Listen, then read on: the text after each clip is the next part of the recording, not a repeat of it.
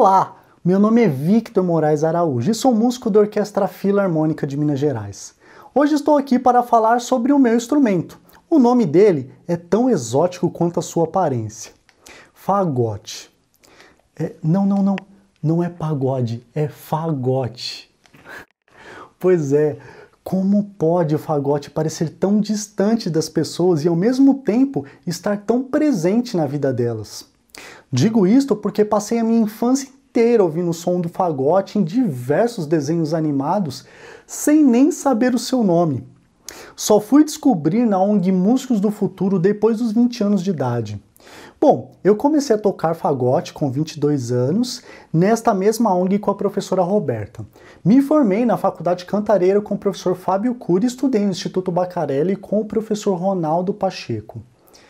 Em 2015, passei na audição aqui, na Orquestra Filarmônica de Minas Gerais, como o principal fagotista assistente. O nome fagote vem do italiano fagotto, um instrumento com um longo tubo cônico de madeira com mais ou menos 2,5 metros esticados. Apesar do fagote tendo seu início no século XVI, basicamente tocando em igrejas, hoje podemos dizer que ele é mais utilizado em orquestras, sendo ele o mais grave da família das madeiras, junto com o contrafagote. O fagote desmonta em 6 partes principais, incluindo a palheta: campana, baixo, asa, bota, bocal, palheta. Também tem o passarinho. Ele é construído com madeira Bordeaux e tem mais de 24 chaves. O fagote foi o instrumento que mais demorou para se desenvolver. Seu antecessor é a dulciana, que tem este nome por causa do seu som suave e doce, com apenas 3 chaves. A dulciana foi criada pois seus antecessores estavam ficando cada vez maiores para chegar às notas mais graves, em um tubo de quase 3 metros.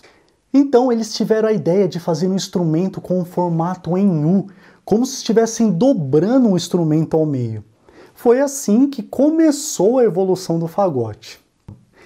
Em 1880 surgiram 2 marcas de fagote que mudariam o sistema de construção até os dias de hoje, sendo elas a fábrica alemã, que é a Heckel, e a Buffet Crampon, que é a fábrica francesa.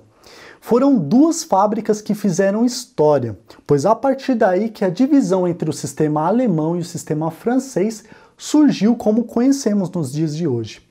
Basicamente o que muda um sistema de outro é a sua construção, furos e chaves, mudando o som e a forma de tocar. Esse meu fagote é com o sistema alemão, no qual é o mais utilizado hoje em dia.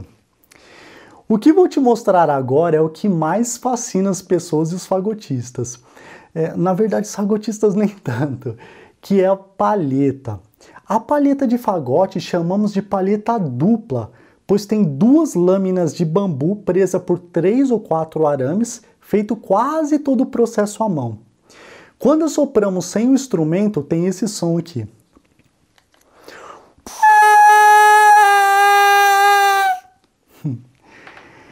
Entre os séculos 17 e 18, o compositor Vivaldi trouxe o fagote para um patamar diferente, como solista, atuando na frente da orquestra.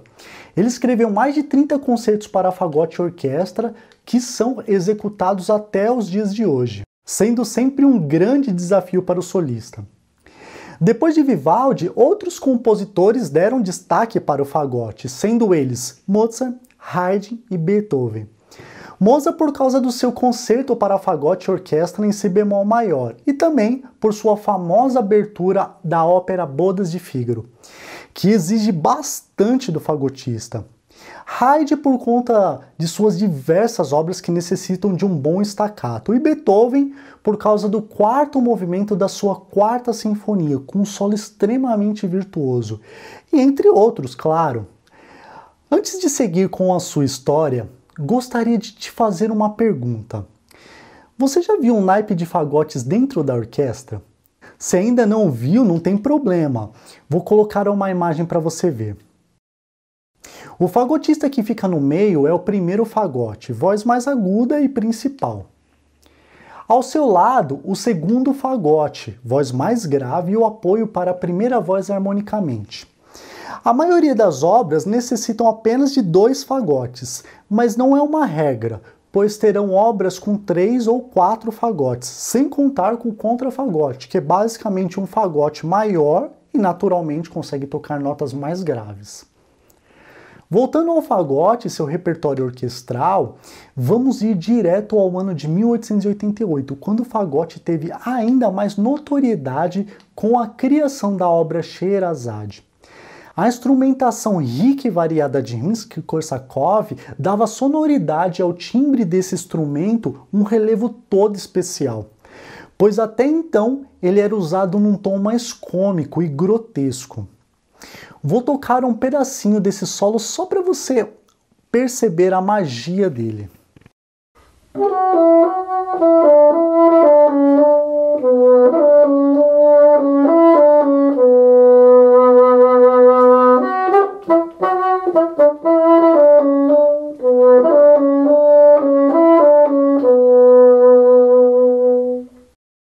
Este solo só não deu mais destaque do que está por vir, no grande solo do início do balé A Sagração da Primavera, em 1913, no qual causou um enorme espanto em sua estreia, pois o compositor russo Igor Stravinsky colocou o fagote em uma região tão aguda para o instrumento que dizem ter pessoas saindo do teatro incomodados.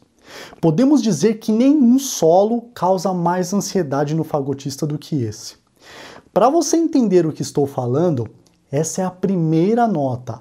Além de bem aguda, o fagote começa sozinho e bem piano, o que significa bem baixinho o volume de som.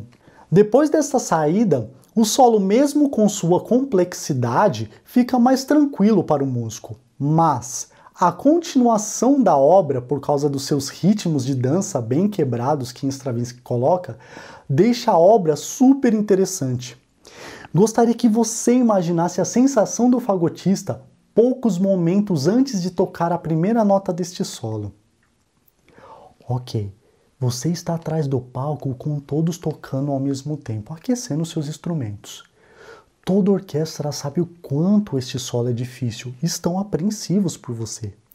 Depois que você entra no palco e os aplausos se acabam, o seu coração está a 1000 por hora.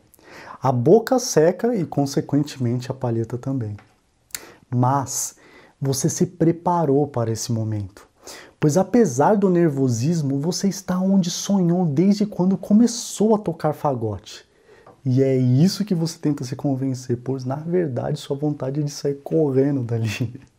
Então, quando o maestro entra e os aplausos para ele se acabam, nesse momento você tem um silêncio que é simplesmente ensurdecedor.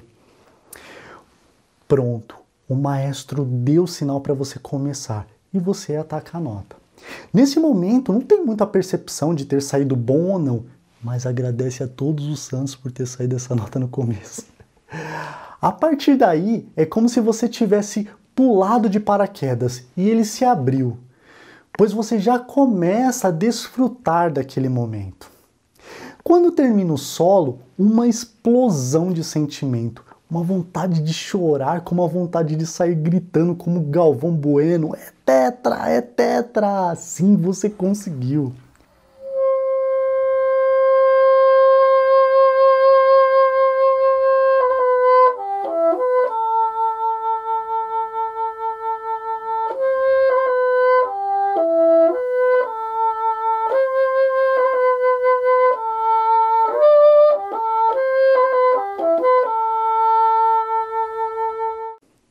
Terminando a obra, mesmo você sabendo que poderia ter feito melhor, sabe que o seu crescimento como músico e como pessoa naquele dia foi gigantesco e vai embora para casa. Tocar em orquestra é assim, um turbilhão de emoções. Talvez seja isso que estimule o músico a passar a sua vida inteira estudando música. Existem diversos outros solos para fagote que podemos falar aqui, mas infelizmente não há mais tempo. Entretanto, para finalizar, vou tocar uma peça, não um trecho orquestral, mas uma das melodias mais bonitas escritas para o repertório de fagote solo do compositor brasileiro Francisco Mignone.